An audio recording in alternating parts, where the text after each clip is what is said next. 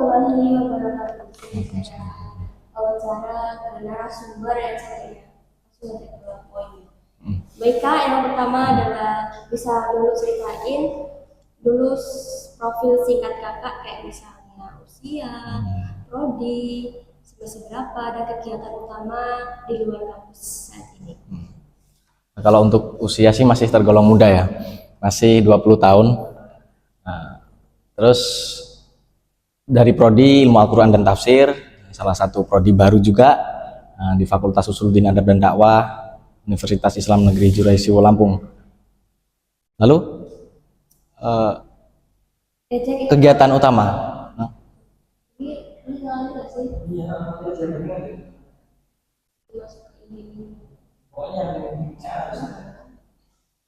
Selanjutnya adalah apa sih motivasi utama kakak bikin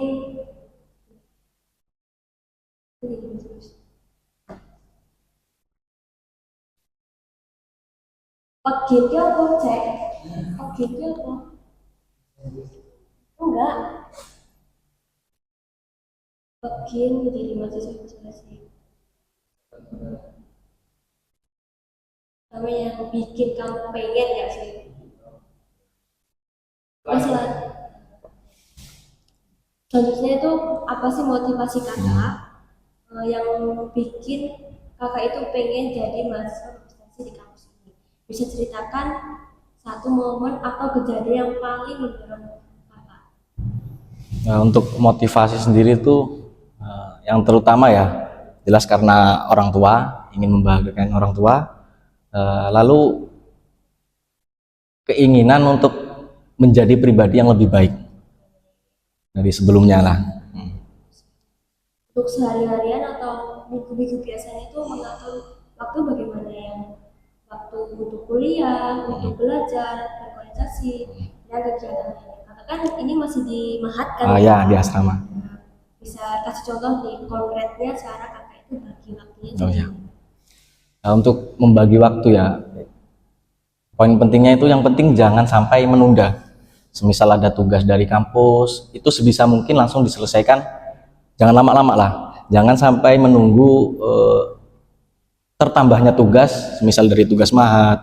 Yang kebetulan saya itu juga ikut salah satu magang ya kan. Magang di bidang studi Al-Quran dan Tafsir, walaupun secara online, tapi di magang tersebut itu ada semacam tugas mingguan.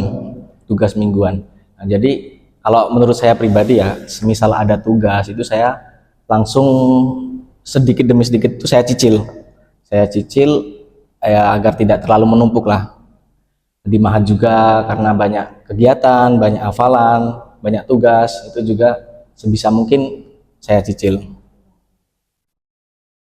Menurut kakak itu beberapa besar peran komunikasi, kayak misalnya ngomong di depan umum, berdiskusi, atau bernegosiasi dalam membantu untuk meraih prestasi kakak, dan contoh kejadian nyata tuh ada nggak sih kak? Oh ya, untuk peran komunikasi ya, itu sangat menurut saya sangat berperan, karena segala sesuatu, segala hal itu mungkin diawali dengan komunikasi. Misal kita mau wawancara dalam pekerjaan, wawancara dalam ingin masuk ke dalam suatu lembaga, pasti itu juga memerlukan komunikasi, memerlukan wawancara. Jadi mengatur cara berbicara agar sesuai dengan apa yang diharapkan kita sendiri itu sangat berpengaruh sekali. Biasanya itu kakak tuh menampilkan di kampus tuh seperti apa sih? Kayak misalnya ya di kelas, di organisasi, atau di media sosial. Yang apa sengaja kamu tunjukin, apa justru kakak itu membuat nggak terlalu tertampil terlalu menonjol? Ya. Nah, jadi untuk menampilkan diri itu saya kira tergantung situasi ya. Jadi kalau semisal keadaan itu mengharuskan saya untuk tampil di depan umum, itu saya lakukan. Tetapi kalau semisal tidak mengharuskan, ya saya dari belakang aja lah. Jadi tergantung situasi dan kondisinya. Untuk waktunya kakak ini, kakak tuh dapat pernah nggak sih kakak tuh mendapatkan kritikan saat gagal atau perbedaan pendapat dari orang lain? Biasanya tuh kakak ngadepinnya gimana sih? Coba sih ceritain pengalaman dan bagaimana cara kakak itu merespon dan melewati situasi tersebut. Oh, jadi untuk perbedaan pendapat ya, mungkin dalam hal apapun pasti terjadi perbedaan pendapat, maupun di ranah akademik, di maha, di asrama itu juga pasti ada yang namanya perbedaan pendapat. Bahkan para ulama saja itu banyak yang berbeda pendapat ya. Justru itu letak asiknya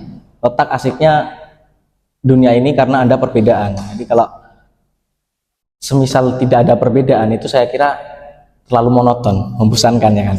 Nah, jadi kalau menanggapi perbedaan-perbedaan itu yang jelas kita juga harus menghargai pendapat orang lain. Semisal dalam mengerjakan makalah ya yang sehari-hari ada di perkuliahan itu, mungkin dalam kelompok itu ada perbedaan-perbedaan yang mungkin dalam mengatur tema, mengatur kata dalam makalah itu juga terjadi. Jadi kita harus mendengarkan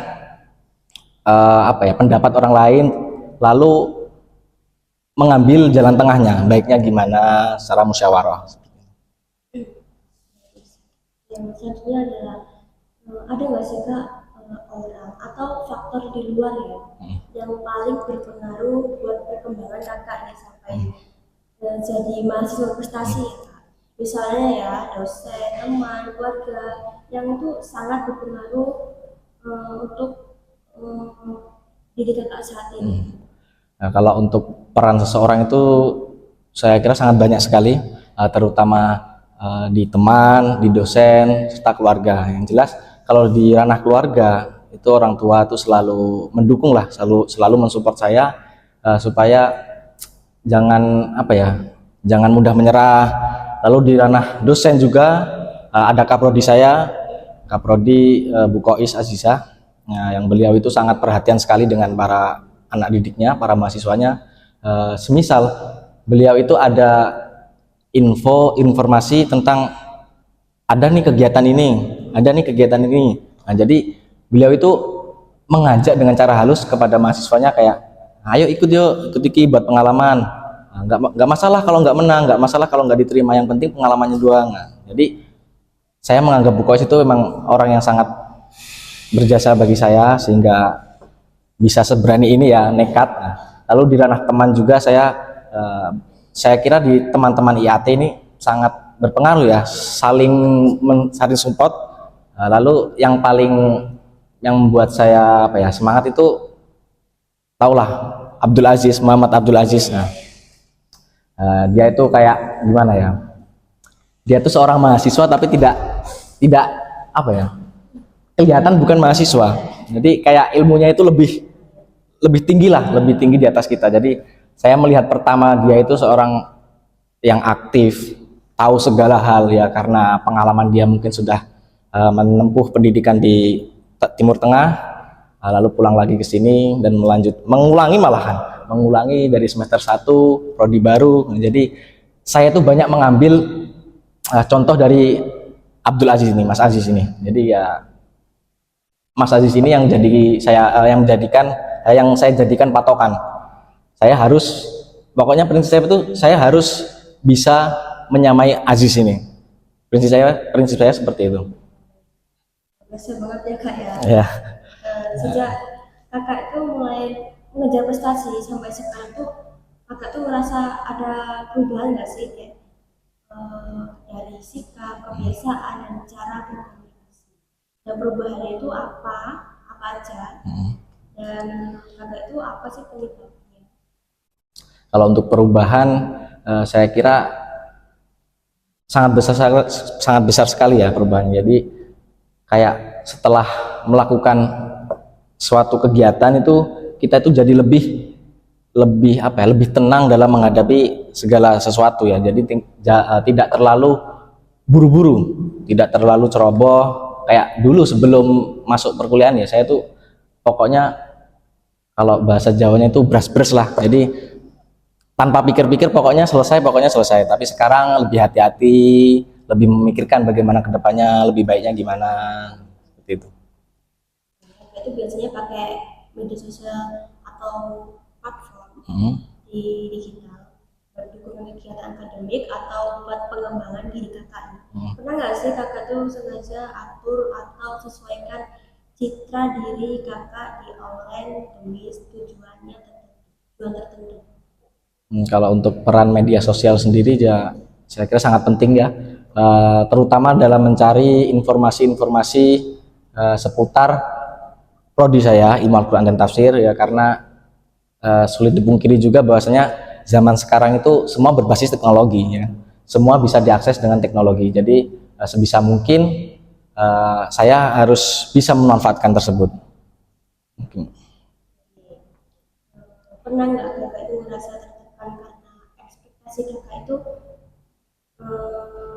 baik dari diri sendiri maupun orang lain, tekanan itu pengaruhnya tuh bagaimana ke sikap dan gaya komunikasi?